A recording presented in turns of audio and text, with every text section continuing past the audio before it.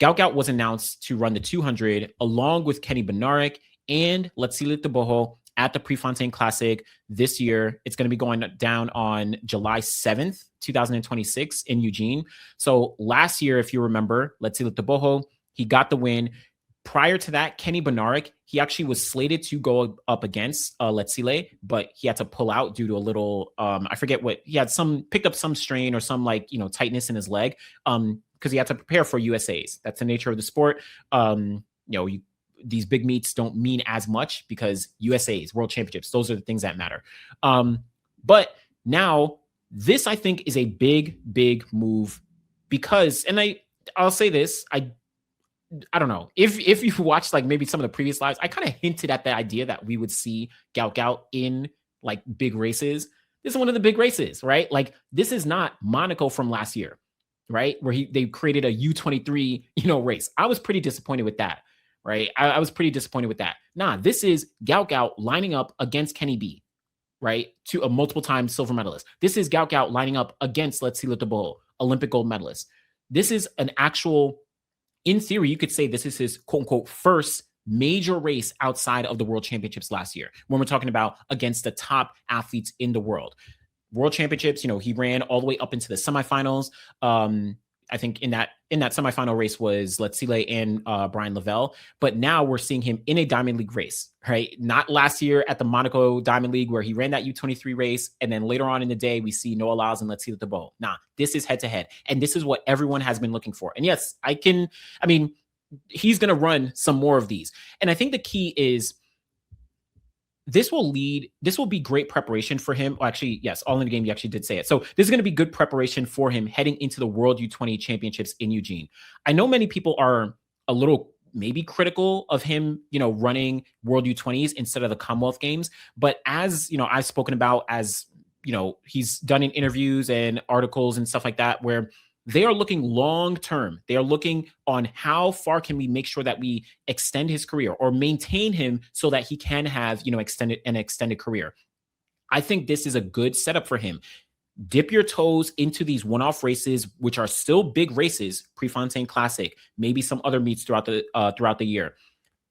Focus on U20s where you still get to quote unquote step back, but it's still your realm. At the end of the day, Gout Gout is still a U20 athlete. Take advantage of that opportunity. Remember, 2024, he got the silver medal behind Bayanda Walaza. He wants to get a gold medal, right?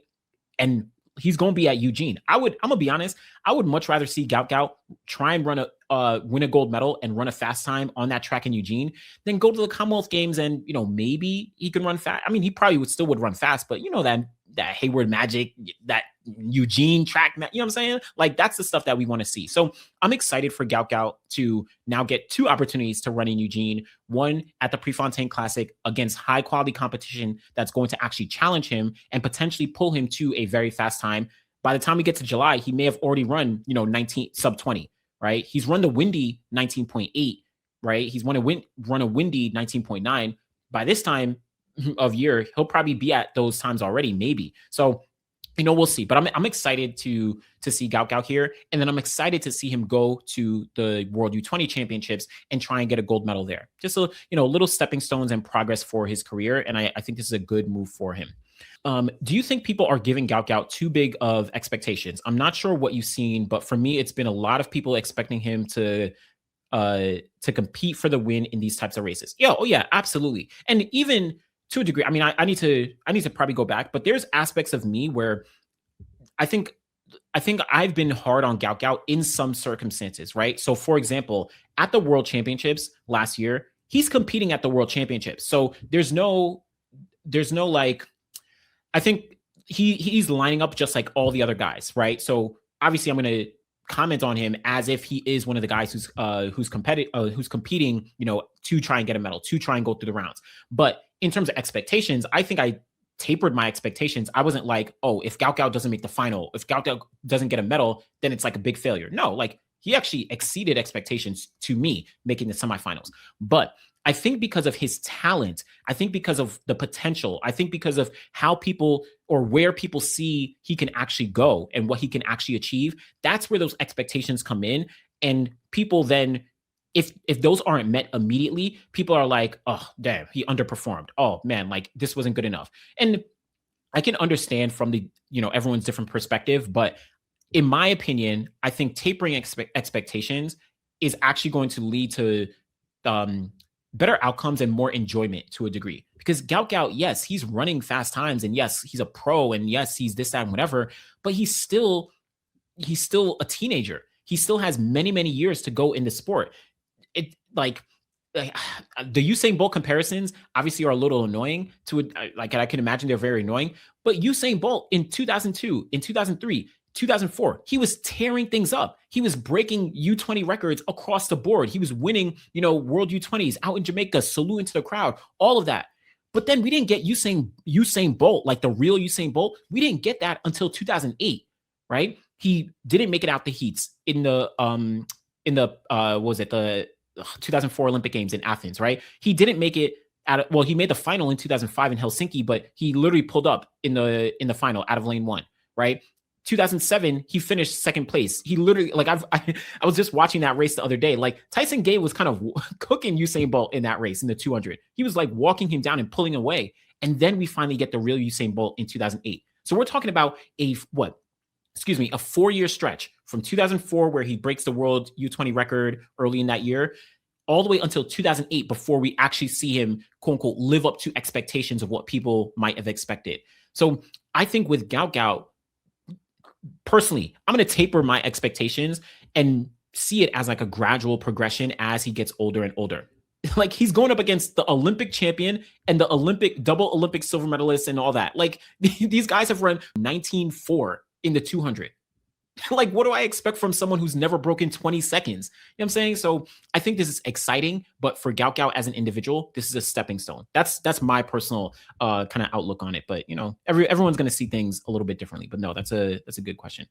How poetic if Gout Gout to run sub 20 here at Pre in Eugene before World U20s in Eugene? Yeah, that would be crazy. But like, also think about it. Prefontaine Classic is on July 7th. I think he's going to run sub 20 before then.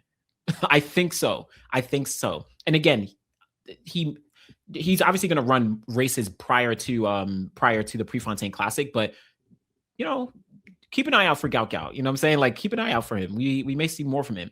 Do you see Gout Gout moving to the US to train permanently at some point? Well, okay, 2 answers. 1, he's not moving to the US like anytime soon. That I can say pretty confidently.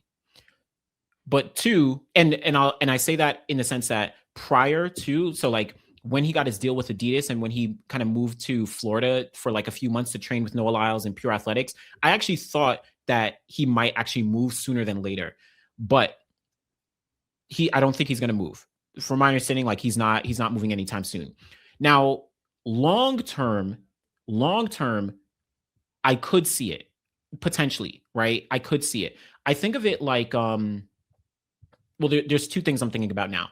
1, if his coach at home, maybe there's an aspect of like being able to consistently work with Gout Gout on a large scale as he continues to get bigger, as he continues to get more notoriety, as he continues to get stronger and older, and all those kind of aspects. Potentially, there may be a move, but again, I think down the line, not anytime soon.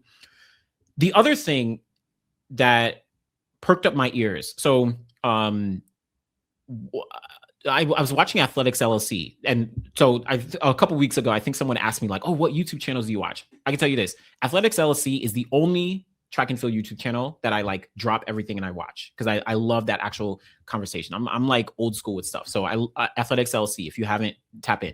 They interviewed Cordell Tinch this past week, and Cordell Tinch was talking about how he obviously is signed with Nike as a hurdler.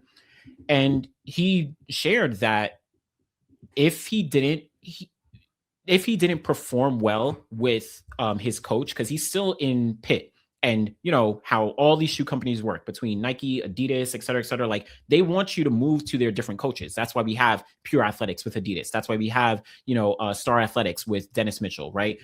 Even to a degree, you have the Tundra Booth Bailey in Austin, Texas, right? She's an Adidas coach with all her athletes.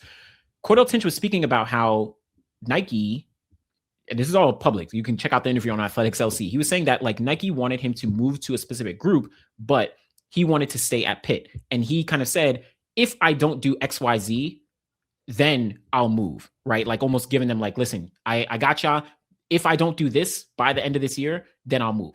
He ended up winning the gold medal though. Well, I think he got injured in 2024, something like that. But essentially, like he ended up winning the gold medal last year. But if he didn't win the gold medal, or maybe if he didn't get a medal or something, it seems like he would have moved as per, Nike. And so I say that in the case of Gout Gout because maybe again, long term, if Gout Gout doesn't achieve some of the things that, the expectations by the time, like we're talking in 4 years down the line, maybe he hasn't done, what people might have expected of him. Maybe he does move over to the United States to train with, I don't know, just as an example, Lance Brahman, because he's an Adidas coach, right? Maybe that does occur, but I feel confident now that he is not moving from Australia. So there's that.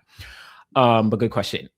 Every time Gout Gout is brought up, should always be noted that the great Usain Bolt didn't win his first gold medal until the 4th senior gold championships. Oh wait, people need to calm down regarding Gout Gout. Yes, exactly as I broke down. Like shout out to you all in the game. Like people forget Usain Bolt was the young prodigy. It's hard because it was a different era, not only in terms of like, it was just such a different era. In 2002, 2003, 2004, Usain Bolt was that name, that rising star, that like super rising star. But he didn't win any medal until 2007 and then gold medal in 2008. And again, 2007, Usain Bolt got cooked by Tyson Gay. Go look back at some of the races in like 2006, 2007. Like on the circuit, Usain Bolt wasn't this dominant force. It was Wallace Spearman, Tyson Gay, Usain Bolt, Xavier Carter, LaShawn Merritt. Like you had a whole bunch of guys, Rodney Martin. It was all mixed in the conversation. It wasn't until 2008. So I think we need to slow down a little bit when we talk about Gout Gout and the expectations. That's my opinion. So yes, agree there. Yeah, Ariel Knighton, he set the standard high for a junior sprinter. True. But I don't know. Every athlete is going to be a little bit different. And Gout Gout hasn't even broken 20 seconds. Like he literally has not broken 20 seconds. I don't care. Windy times, sure. Obviously potential, sure. But he hasn't broken 20 seconds. You know what I'm saying? So I'm tapering my expectations, especially if it's like, oh, Kenny B, come on now. Like, again, my opinion. Everyone's going to see things differently, and I respect it. Yeah, folks are just not using common sense when it comes to Gout, and they're not giving him grace, patience to grow. Yeah, absolutely. Yeah, agree with dynamics there, right? Only place Gout should move down the line is Jamaica to Glenn Mills. That'd be interesting. And what's crazy is Glenn Mills is an Adidas coach. That's crazy. And what I do like, I'm thinking about it. The other example I was going to think about when I was talking about Cordell is what's his name? Wade Van Niekerk. Wade Van Niekerk, he did move to Lance Brahman in Pure Athletics after his, longtime coach. She was getting up there in age, and I think there was just aspects of being able to train Wade. So he moved down to Pure Athletics. But even remember back in the 2016? It must have been 2016, early in the year for like preseason. He trained with Usain Bolt down in Jamaica, and right, he trained with that group. So athletes can move around, but I'm just, from my understanding, Gout Gout is not moving anywhere on anytime soon. Let's say that.